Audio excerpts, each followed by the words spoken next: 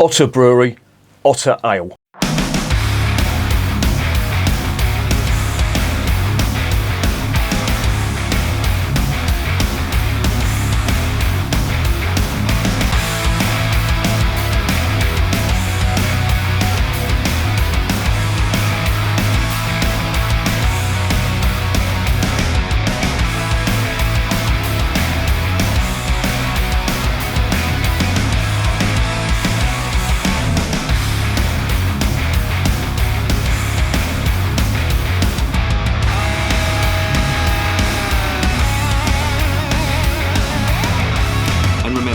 Life is too short to be drinking shitty beer. Welcome to another edition of Bands, Bikes and Booze Reviews. This is the Otter Brewery Otter Ale. Now, I don't know what you're like on your travels in the UK, but certainly in the southern part of the United Kingdom, you are bound to find this ale, and that will be Percy knocking on the door. But this stuff is quite, I wouldn't say popular, but quite common down in this part of the world, and they are quite an interesting brewery. I'll get onto that in a sec. Just as a little aside, I was reading a story today, and there's a bloody fly in here. It's going to be like that episode of fucking Breaking Bad. There's a fly when they're cooking up. Dirty little fucking things, I hate them. Anyway, what was I saying? I was watching a little bit of a news piece today on the BBC News website in, I think is it Malaysia or the Philippines, one of them two. Fucking hell, Alzheimer's has kicked in again.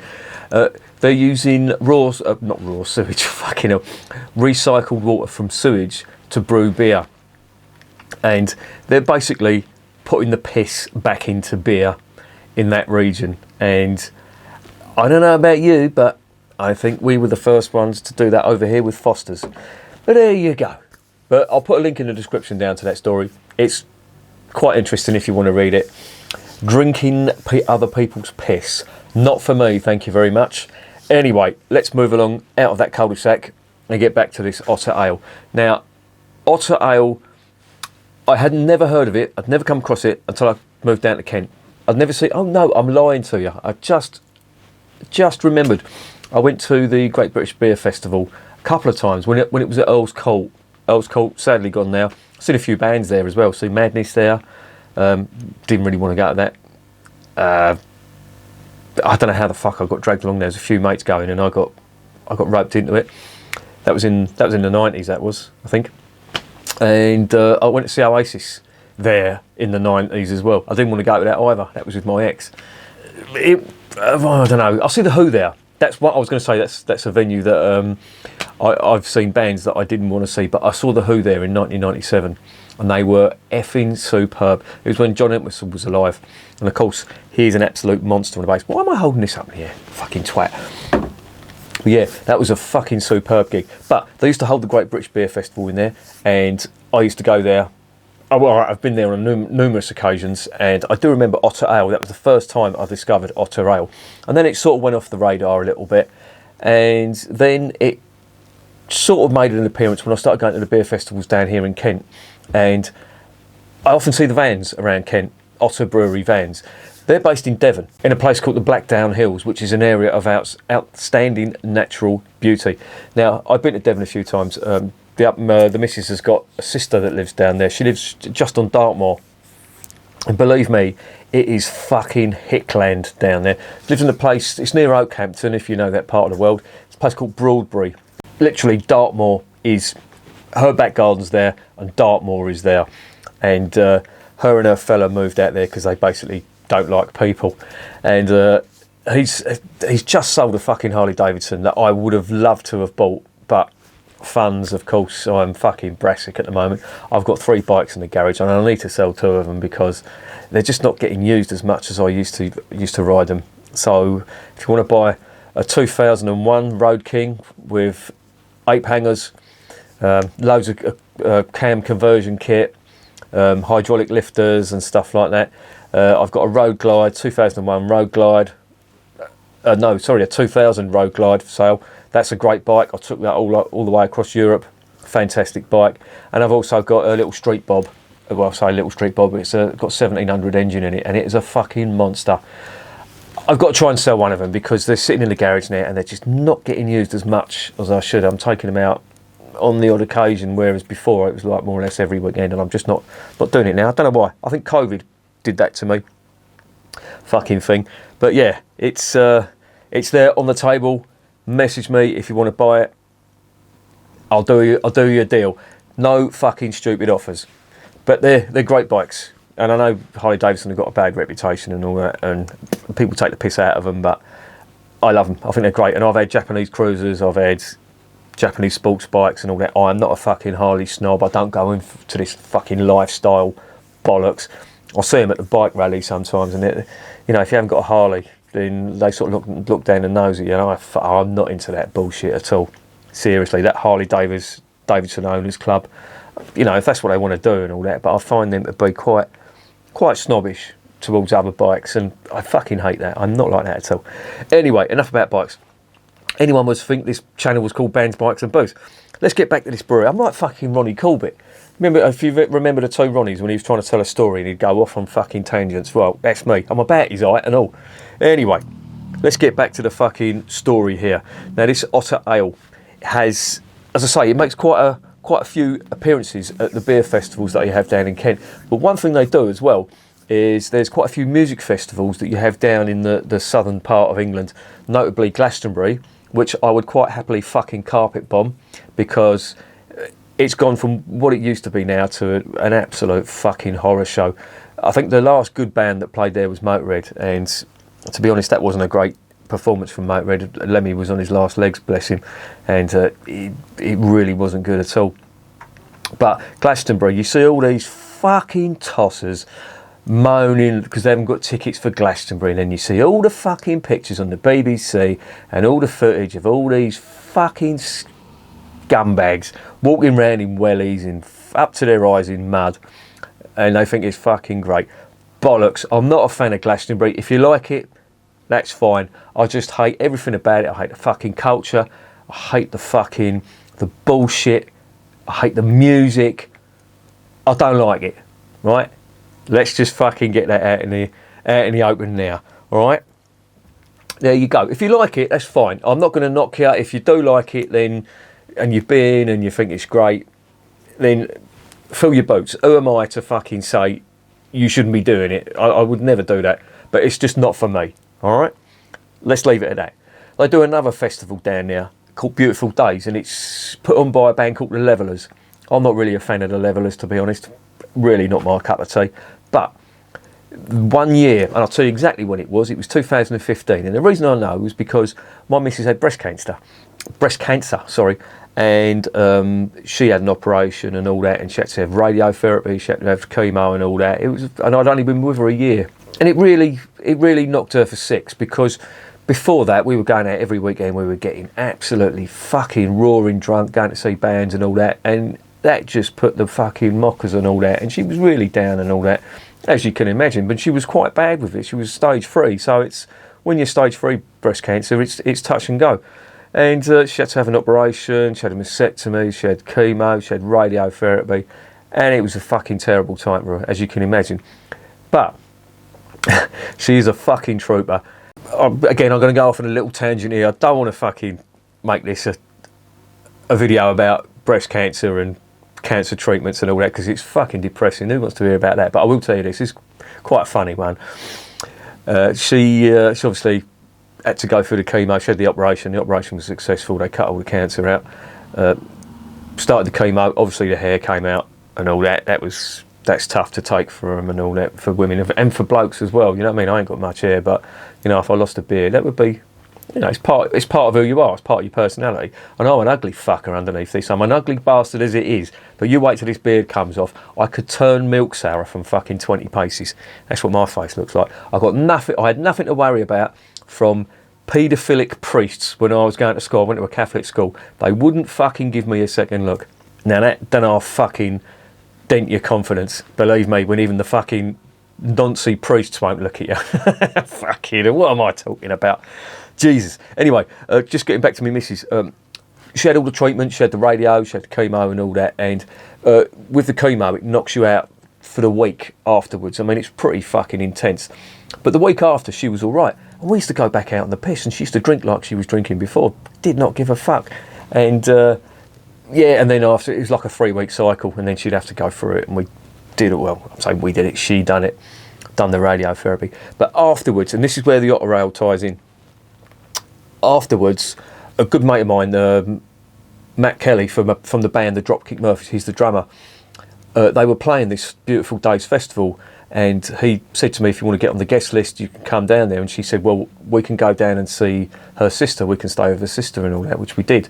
And we went to this festival, we was camping, and we got there on the Thursday, and I'm not joking you, the fucking heavens opened. It was like a fucking monsoon, like the type they get in India. And we had these, they're like bell tents, what they call them, teepees. Fair play to it. I mean, it stood the test of it all weekend. There was no leaks in it, only towards the end on the Sunday when we fucked off anyway. But the point I'm trying to make, going around all the houses, is Otter Ale do the beer for Beautiful Days. And I do remember drinking quite a lot of it. And yeah, I was out me nut, basically. So I'm pretty sure I have tried this before, but I just don't remember. And to be honest, I was so fucking roaring drunk that I'm not really going to remember what this tasted like. So this is a little bit of a revisit. Now, look, before I go into another tangent, let's talk about the brewery. As I say, the brewery's been going since 1990. They're based in Devon. They're on the Blackdown Hills, which is an area of outstanding natural beauty. They've got very good clean credentials. They've won awards for it, which I think is brilliant. They do a lot of recycling and stuff like that. And their motto is, if it can be recycled, they will recycle it, which I think is fucking brilliant, because more companies, not just breweries, but more companies should be doing that. We're all buying our fucking bags for life, sitting at home, and there's a fucking catastrophe of the natural weather disasters outside. And, you know, I mean, there's rumours going around. I'm not going to get into the debate of fucking global warming on it, but if it stops us from being wasteful bastards, then surely it's a good thing. And this lot, they take that on board, which I am always an advocate for. So well done to Otter for that. They do make a big thing about the ingredients they use. They say that they use whole leaf English hops, which is brilliant. No hop extract, no hop oil, which always makes for a better flavour. That's on their cask beer. I can't find any info for what they use in the bottled beer, but the cask beer is definitely whole leaf hops, which is brilliant. Always gives it a nice flavour. The malt, they use some local maltsters. One of them is Tucker's Maltings, which has a very good reputation. They malt on the floor in the old style, in the way it was done. And they, believe it or not, being Otter Brewery, they use a lot of Maris Otter in their beers, which is considered the Rolls Royce of malt, especially for English dark beers, which this is. So it sounds good. On paper, everything is looking really good for this. I know I said I've drank it before, but I honestly cannot remember what it tastes like. So this is more or less a new beer that I'm trying now. So let's shut up. Let's stop going off tangents. Let's get this beer investigated.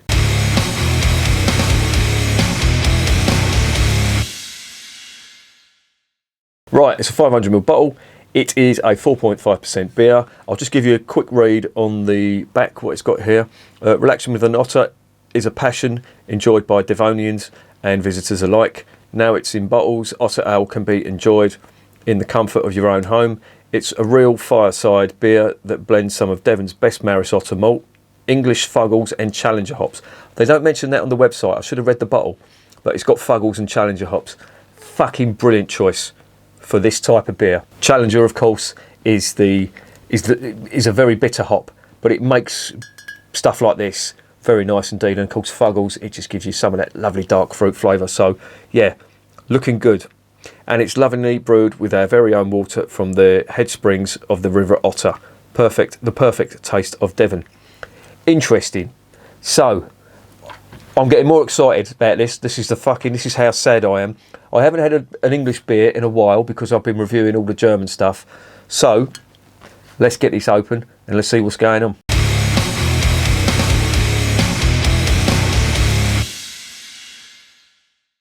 I actually just lied to you there and I said I didn't have an English beer. I did. I had the St. Peter's Jubilee Ale, which was fucking superb. So hopefully we'll follow it up with another superb English ale. There is the cap. It's got an otter, surprisingly. If this autofocus wants to work, there it is. Nice cap. Got this in Morrison's. It was on the Guest Ale shelf. I will say they've got a decent Morrison's down where I live, and you do get some nice Guest Ale beers. I've got the Jubilee Ale from that as well. And they do Hook Norton, Old Hooky. They do the TEA from the Hogsback Brewery, which are two fantastic fucking beers. They do Old Peculiar, they do Timothy Taylor. So whoever's buying the beer down there, they really know their stuff when it comes to English beers. And they got this as well, so hopefully this is going to be a good one. And I've been giving it a lot of fucking hype, so I'm hoping it doesn't let me down. Let's get it on the nose. Oh, that's lovely. That is. You would not mistake that for any other country's beer. That is pure England in that glass. Lovely dark fruit. Real Christmas cake type dark fruit in there. A nice bitterness on there as well, coming from the hops. But there's also a sweetness to it as well. I know that's sort of contradictory, but there is sweetness on there. Oh, it smells really nice. It's like a sweet sort of caramel malt that I'm getting from there. Now, Maris Otter does have that sweetness running through it, and I'm hoping I get it in this, because the beers that have got Maris Otter in there, the ones that springs to mind, I think, are Wadworth 6X. I think that's got Maris Otter in there as well, and that's a superb beer, and that really does make the beer. So, if you want a fail-safe malt to use in a dark coloured beer like this, Maris Otter is the one. So, after all the hype, the head's, I'm just looking at the head, the head's dissipating now, which is a bit of a shame, but let's see if it's worthy of the hype I've just heaped on it.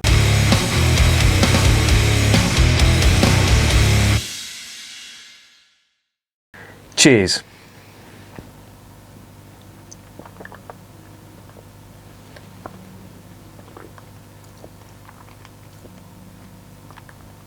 Oh, that's nice. That's nice. That's almost cask-like in its mouthfeel. If you look at that, you can see some carbonation, but it's really, really smooth. It's a lovely colour. That's like a very sort of dark chestnut colour. But that first mouthful was really nice, and it reminded me, it was almost like a dark cherry type flavour. That was the first thing I got from it. Let me dive in again and see what's going on.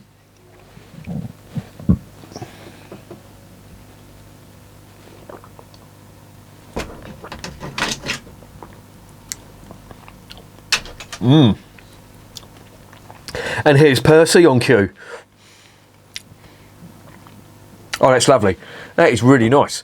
Tons of dark fruit. That is the big flavour on this, and there is a bitterness to it. That's a hot bitterness that's coming from it, but it's typical English beer. I mean, this is what you'd expect if you're a tourist coming over to England and you want a taste of what English beer is. It's stuff like this. And Percy's trying to get up, isn't you? Come on in. He can smell that beer. He has got a nose, even though it's fucking squashed, for good beer. Now, what are you going to try and fuck about at, eh? Yeah, all right, mate. You can't sit there, you twat. What are you doing? What have you been eating? You fucking stink, mate. His breath smells terrible. Yeah, and you're going to fucking knock the microphone off and all, you twat. Get out of it. Seriously, it's like fucking Rod Hull's emu. Hey! Stop it, you fucking moron. Right, let's have another go on this. Would you like some of this, Percy? Get out of it. That fucking tongue nearly went in there, you little bastard. As I always say, don't give beer to dogs. It's not good for them. He's yawning.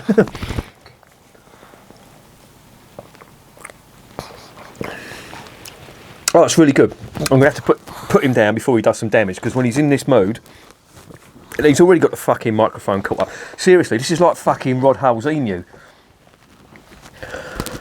Innit, Purse? Right, let's try and get a bit of order in this fucking review. Stay there, right? Right, let's try and concentrate on the beer again. Like, let me take another mouthful.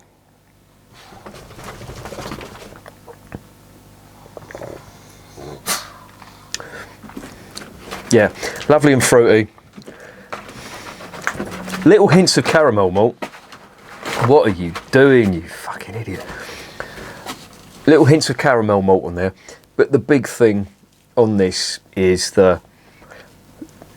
it's like bittersweet dark fruit, and the finish quite big, hints of caramel malt, but again it's all about the dark fruit. Now, two beers that spring to mind, and I've just mentioned the two, are the Hogsback TEA, or traditional English ale. That for me is real fruit. That's not as well, yeah, I would say it's as fruity as this. And the other, of course, being the Hook Norton Old Hooky, which is in a very similar style to this. But this is, and they've called it an ale, it's not a bitter, this is an ale, and there is slight distinctions with it. With the English bitter, you do get a lot of Challenger bitterness on the back end. This has got bitterness in there, but again, it's just dominated by the fruit. So the Fuggles and the sweet Maris Otter in this are big, but it's really good.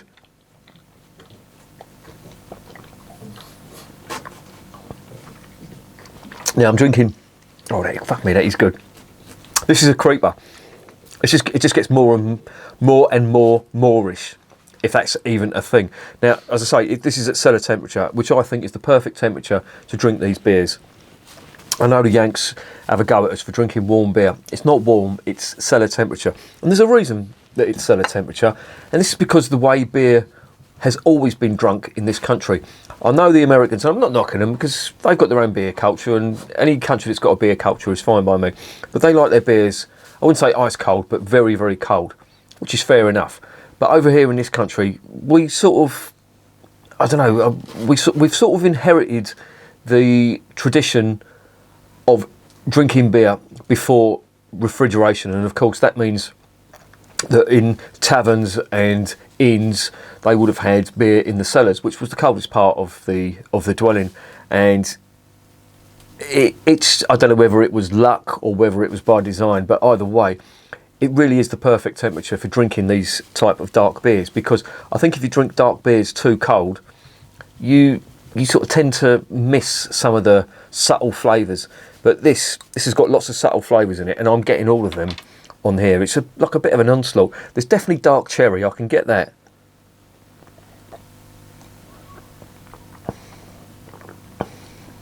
And it's like raisin, but the more I drink, the more of the malt character's coming through now. But it's really nice. There's not much of an earthiness to it. Now, the earthiness that you sort of get in English beers, I tend to find I get them in bitters. Not really getting it. This is more about the fruit. And as I say, I'm comparing it to the Old Hooky from Hook Norton and the TEA from Hogsback. They're the two that it sort of reminds me of. To be honest, and I'm not going to lie to you, I'm not going to pull any punches, I do prefer the Hook Norton and the TEA to this.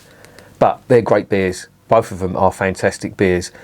So to compare them to that, that's a good thing. I just don't think it's as good, if you know what I mean. But it's certainly a solid beer. I'm really liking this. I mean, fucking hell, I've drunk 3/4 of it. It hasn't even touched the sides yet.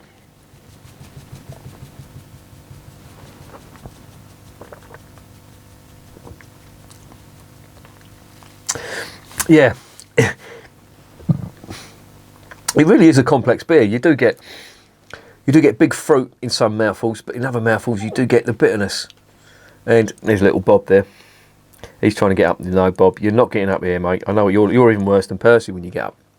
If I don't stroke his belly, he goes fucking mental.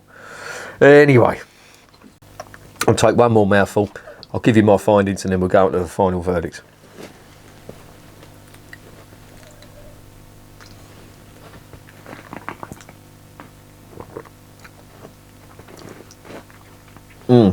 Oh, yeah, that is really good. That's a real solid English ale. Nice caramel malt, big dark fruit, but also some nice hop bitterness on there as well, which makes it bittersweet. Absolutely full of flavour. You will not be wanting for flavour in this. And as I say, if you really sit down and analyse the flavours, you're going to like this one. Not a bad beer at all.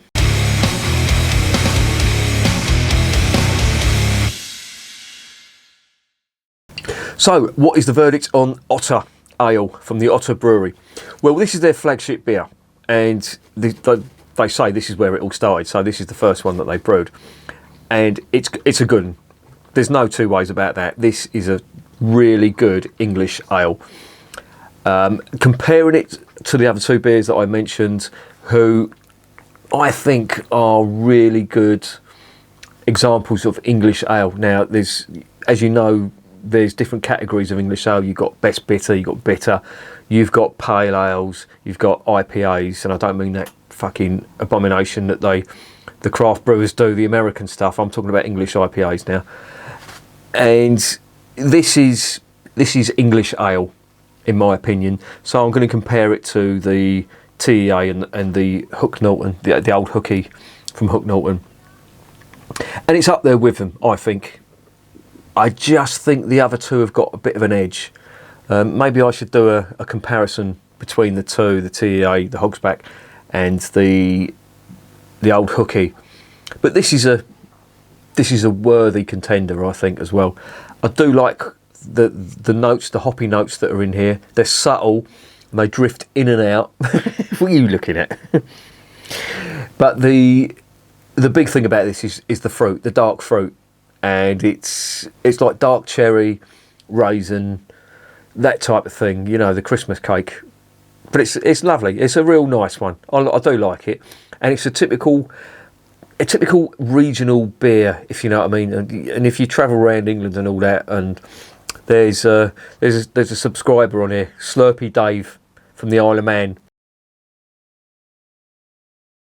He goes round and he'll tries out the local ones in the pubs, and you do get to see that certain areas have characteristics in their beer, and it's all to do with the ingredients that they've got. And as they say about the water, and as well, the water, beer is 95% water. And I know I was talking earlier about the fucking recycled sewage that they're putting into beer in is it Malaysia or the Philippines? I can't remember. It's one of them two. Probably neither, knowing my fucking memory. I'll put the link in the description. But the water does make a big difference, and as you may or may not know, Southern England, hard water. Further north you go, the softer it is, and the characteristics are there. And of course, Burton-on-Trent, that's the holy grail of water. It's just a shame Marston's brew all their shit up there. Anyway, I'm going off on tangents again. Let's fucking rein this back in. Otter Ale, very good. What mark am I going to give it? I really like it, I do, and I'm not saying that just because it's an English brewer. I like it. I'm going to give that an 8.5, a solid 8.5 out of 10. And they're doing it in Morrison's at the moment. I'm not sure, obviously, there's viewers and subscribers that live up north. I'm not sure whether you're going to find this that far up north, but if you do ever come across this, either on cask or in bottles, it is quite nice, and it's well worth getting. I don't know the price, unfortunately. I went out for a quick shop because we'd run out of toilet paper. This family is so full of shit, it's not funny. That's disgusting, I know, but we do run out of toilet paper. I think it's because I'm fucking lazy and I just can't be bothered buying it when I go shopping. The missus won't go shopping. Can you imagine it? I know I don't want to sound sexist and all that, but she absolutely hates shopping, so I do all the shopping, which is nice because I buy all my own food. And I do like cooking, and I'm seriously thinking about doing a cooking channel called Pisshead Cuisine. So if you think if you think that's a goer, give me a shout, and I'll give it a go. I do like a bit of cooking. I do like my food and all that. So and it'll be in the same style. There'll be no punches pulled, and there'll be a lot of fucking YouTube chefs getting a fucking earful because some of the shit they come up with on there. Anyway, let's fucking stop going off on a tangent. That's 8.5 out of 10. This is a really nice beer. If you see it, get it. And remember, what is it, Bob? Beer is working class champagne.